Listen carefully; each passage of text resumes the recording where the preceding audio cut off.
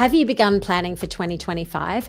As we approach the end of the year, many of us begin to wind down for the festive season. However, in business, this is the prime time that we need to be planning for the following year.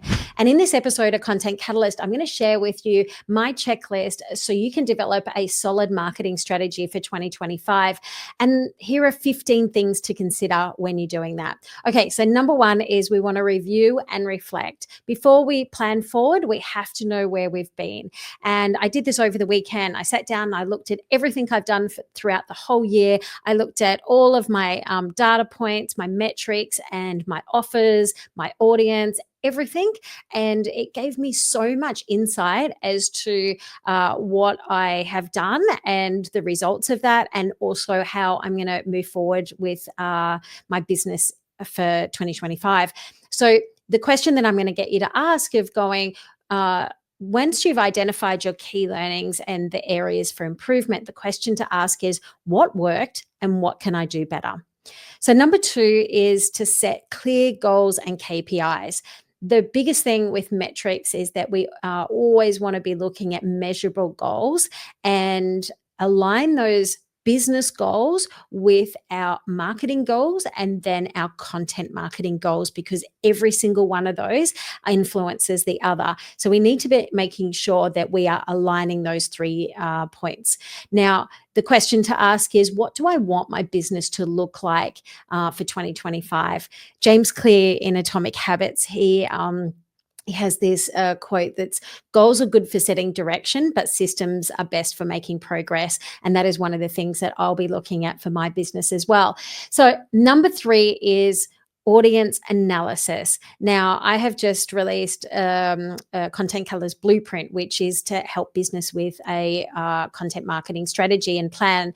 And one of the things that we look at is our goals, and then our offer, and then our audience. So audience analysis gives us so much information about the activities that we've done throughout the year, attracts a certain audience, and they can either be our ideal audience or they could be the wrong audience that we want. And they might be high maintenance, they might be, not good payers, they might be all of those things. And then you've got to consider, is that the type of person, or they might be a low spending buyer. So you need to ask yourself, all the activities that you've done throughout the year has attracted that audience, and are they the type of people that I want to work with moving forward? The other opportunity is identifying any emerging audiences that you need to tap into. So in the blueprint exercise, we look at, with our audience, we have our cohorts, which is the segments that we want to look at, and then we identify and profile our buyer persona. So the question to ask is, what type of clients or customers do I want to attract?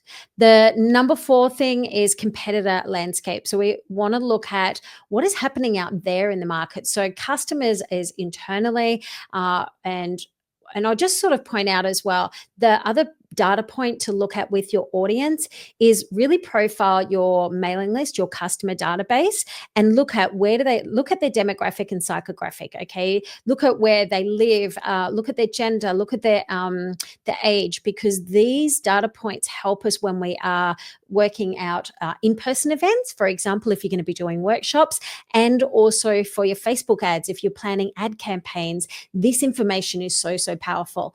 So we want to look at profiling that with our audience. So just on to number 4 with competitor landscape, is that we want to do a complete competitor analysis. Now, that is our direct and indirect customers. So direct customers could be someone that's doing exactly the same as you, but then the other type of competitor could be, things like AI, for example, have replaced many jobs, but they've also created jobs as well. So we want to be looking at what is the indirect, competitor that I'm not actually seeing that could jeopardize my business, but you could also identify market gaps and opportunities as well. So the question to ask yourself, how can I be first or different in your business? Okay, number 5 is our product mix. We want to look at reviewing our products and our services and our pricing as well. So when we do that, then we can review the customer journey of how they find us, how we nurture them, and then how we convert them from a essentially a follower into a customer. And then if we have them as a customer, how can then we continue to work with them or get referral business from them? So this is one of the biggest things that I look at when it comes to the product mix. Is the question to ask is, what does my customer journey look like?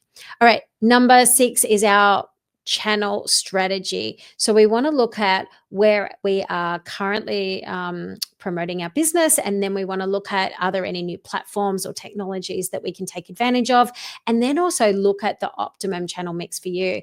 And the question here to ask is, where do I like to hang out? Now, you want to obviously be hanging out where your audience is. But I had this conversation with somebody recently in our session, and they were like, my audience is like potentially actually over on TikTok, but I just don't like hanging out there.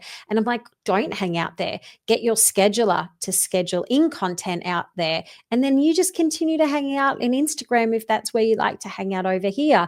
The other opportunity that I always see coming out of this is, how can I fall in love with the platform where my audience is? And I think about, talking about Instagram, it's like years ago, I was a Facebook girl and I just didn't get Instagram. I just didn't get it. And I was like, right, obviously this is where our clients are, our customers are. I need to understand this platform better.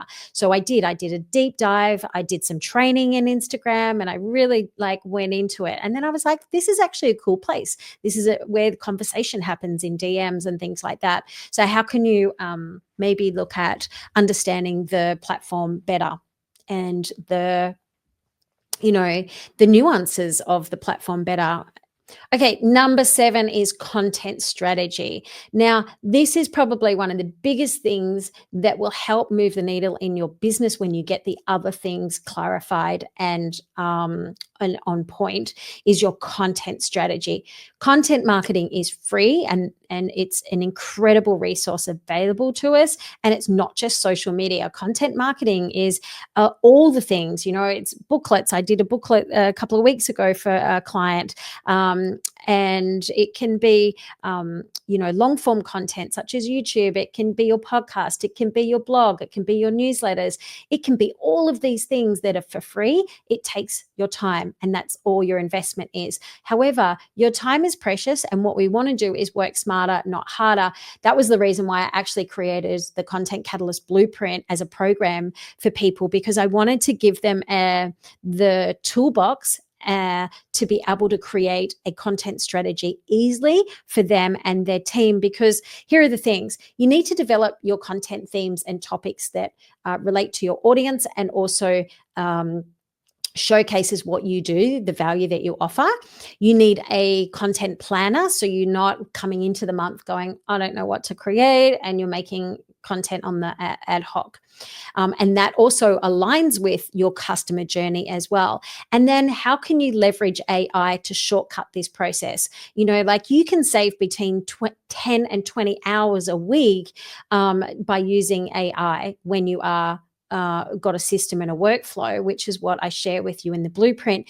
Now, with the content strategy as well, it's not just about making one piece of content. You want to be able to optimize and maximize the time that you're creating, because you don't need to be doing everything, by the way. You need to turn up to do the YouTube video and connect with your audience, so you've got a hero piece of long form content. But then if you've got the right systems and workflow, you can be outsourcing that to your team to be able to repurpose that across all the channels and get the results.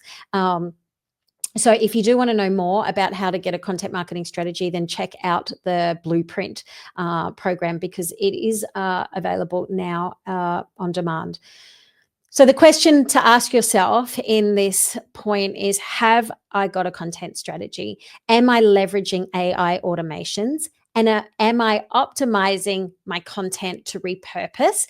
And the key thing here as well is, am I optimizing my content for AI search engine discoverability? Because this is going to be a big thing in 2025. I'm going to do a whole separate episode on AI search engine discoverability, but I really want you to put that little feather in your cap and really consider the activities that you do. And that is, again, why I created the blueprint. It's all about the AI search engine discoverability. All right. So the next thing in number 7 is brand positioning. I really want you to reflect on your brand as it is right now, your personal and your business brand.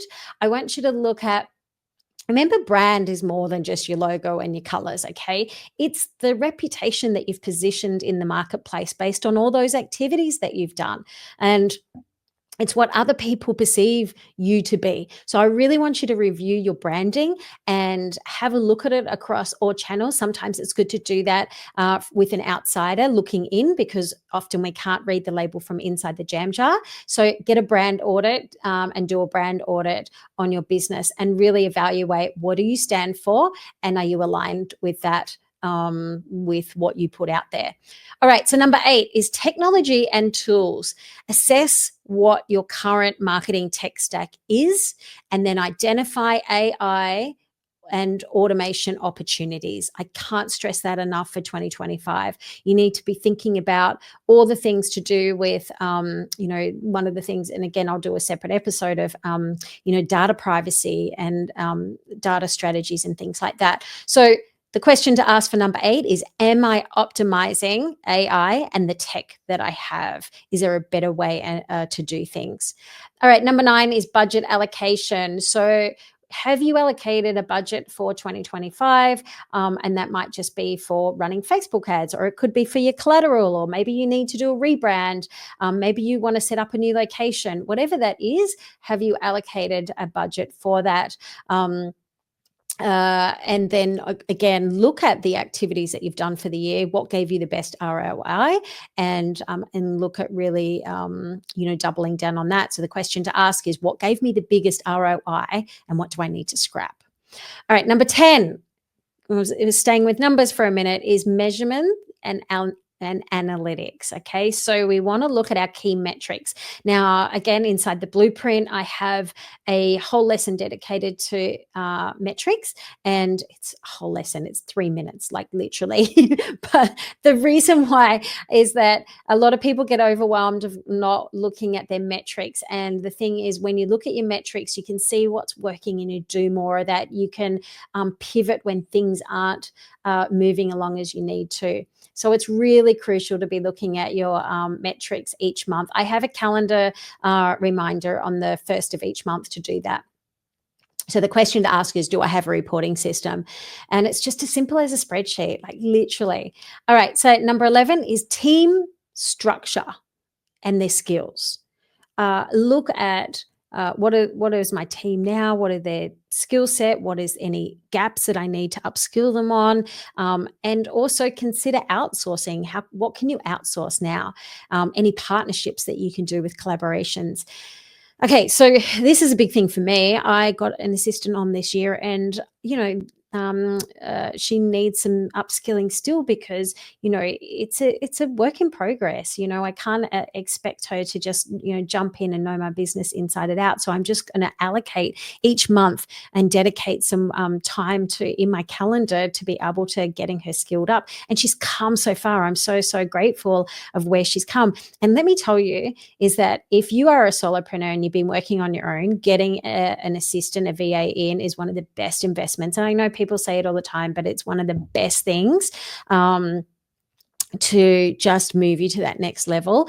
And I'll be looking at a couple of people that I'll be getting on board for the next year, especially with editing and things like that. So I want to be able to do more content here. So to do that, I need to recruit the right people to help with those things. And it couldn't just be, if I want to double down on my YouTube content, I need somebody to help me perhaps with designing the thumbnails and editing there. And if I can get somebody to support me with that, then how much more valuable content can I make to help people? That's the question that I ask. So the question that I ask you is, what's the one thing that you would love to outsource now? And can you do it? How can you do that? Because it's funny when we go, I can't afford to outsource anything at the moment, but ironically, when you outsource it, you think, how did I ever do without that person? All right. So number 12 is risk assessment. and having a contingency plan. This is a big thing when it comes to we don't really think about this until things go south. And I'm just going to say, of like, just have a little think about this. You don't need to spend much time on this, but I really want you to think about this, of going, remember in 2020, what happened in 2020? It was the businesses that were agile, that pivoted quickly, that thrived, and the businesses that didn't shut down. Okay, so I want you to think about what is any potential, and I always think about technology at the moment, of like, that is probably what I consider to be the biggest threat with technology, of like, if everything shut down tomorrow, how would I? So the other thing is that I recently got sick and I wasn't able to work to my full capacity for a few weeks. And how did that affect my business? What contingency plan can I put in place for next year so that doesn't happen? My other thing is that I always get to the end of the year and I like clockwork, and I don't like to put the juju out there, but I get to October, November, my body's tired, and if ever I'm going to get sick, it's around that time. And sure enough, it happened this year. So I am actually building in next year to have some really scheduled time to make sure that doesn't happen. So yeah, have a think about that. The other threat that can happen as well is, what would happen if my main account on my social media got hacked? This is something that I see so much with content creators that have built all their following on one platform, and they lose it, they get shut down, they get shadow banned, and then all of a sudden their main income source is gone. So I really want you to think about what is it you need to have a secondary Instagram account? Have you got two-factor verification on all of your accounts? Just things like that. Have a think about it. All right, number 13, milestones.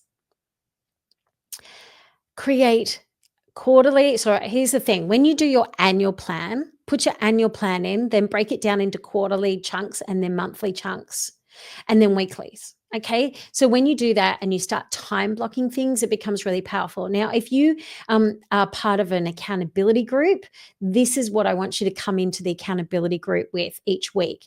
I want you to look at, what is my quarterly goal, what is my monthly goal rather, and my weekly goal. When you go into that accountability group each week, I want you to take in, what are the things that I have to do this week if I want to achieve that monthly goal or that quarterly goal. Really be mindful of that. Break down the activity. So I always work backwards. What's the goal? And work backwards. How do I get there? What are the checkpoints? What are the milestones? So I've got a content shoot this week and I have milestones set in there. So I've got to do that by that date. I've got that by that date, and it's broken up into phases. What can you do? So the question to ask is, have I allocated time to plan and evaluate? And if you haven't, go into your calendar and do that now. All right, so number 14, again, we're just about reviewing and optimizing your processes. Okay, so if you schedule time to do this, then you can come in and go, I'm in the middle of a launch, and I'm it's crickets. No one's biting, no one's turning up to my webinars, no one's coming to my event that I booked. How can I review and optimize so I don't get to the end of the campaign and go, well, that was a failure? And I've done this for years when I worked in wine marketing. We would put out an event, a wine lunch or a wine dinner or whatever. And if the tickets were slow in selling, I always knew whether an event was going to sell out or whether I would have to work really hard for it. Because the instant I put out something, and this applies to webinars again these days, if I put out something and I just like tease a little bit of it and I have people like initially jump on it, then I know I'm onto something. Okay. If by week one I'm into it and it's crickets, then I know I need to change things and evaluate things straight away. And it could just be, I need to rename it. I need to put in a new header image, whatever it is. I want you to do it sooner rather than later and tweak it. Testing, A/B testing is the other thing to do. Now, most emails, YouTube, everything allows you to A/B test these days, and I really want you to optimize those things with your subject lines, with your thumbnails, everything. So schedule regular reviews for that as well. The question to ask here is, am I agile to pivot? And that is one of the things that you will, if you are agile to pivot, you will do well if things aren't going as fast as you like. It could also work in the case of a friend of mine's got a business and she sells out of her product. She can't keep up with demand at the time. So again, it's like optimizing those processes so she can have stock for those key selling times like Black Friday and Christmas and things like that. All right, so number 15, the last one here for a solid marketing strategy for 2025 is your joy factor. We spend so much time at work and working on our businesses, especially if we're like self-employed, we're doing all the things, we're juggling all the roles. And what we do want to do is work doing what lights us up. Are we aligned with our mission and our values of going, what am I doing this for? Why am I getting out of bed today? And because when things are dark, and every business will go through that point of darkness of going, if I hold focus of going, this is my why, this is what I do, am I in alignment with that? It will help you get through when the pendulum swings the other way. So I really want you to think about, am I in alignment with what am I doing? And this is one of the things that I see a lot of people when they merge from their full-time jobs into their new business ventures. And I went through this myself of going, just because I can do this doesn't mean that I should do this. I really want you to think about, and that can just be sitting down and doing, and again, a review on what you love to do. And in all of this, you don't need to do all of these things alone. You can get somebody to do this. This is what I'm doing at the moment. I've got members and clients that are currently booking in for a marketing planning day, and then the following day we're doing a content day. So they're ready for 2025. They've got their videos ready to go, but they've also worked on their customer journey and their offers and all of those 15 things that we've spoken about. So if you do want to know more about that, I'll put the details in the show notes as well. But the best way to get planning for 2025 is I just have a Google template, and the Google template is an annual planning calendar. And what I do is set the intentions by going, I want to do a workshop here. I want to launch my course here. I want to go away here. I want to do all these things here. And then if you just even put them in there, even if it moves around and you go, I don't know what I'm going to be doing in October next year, that's okay. Just put it in there. And if you at least put it in there, you have a higher chance of it actually coming to pass, coming to fruition. If you don't put anything in a planner, nothing's going to happen because a goal without a dream is just a wish.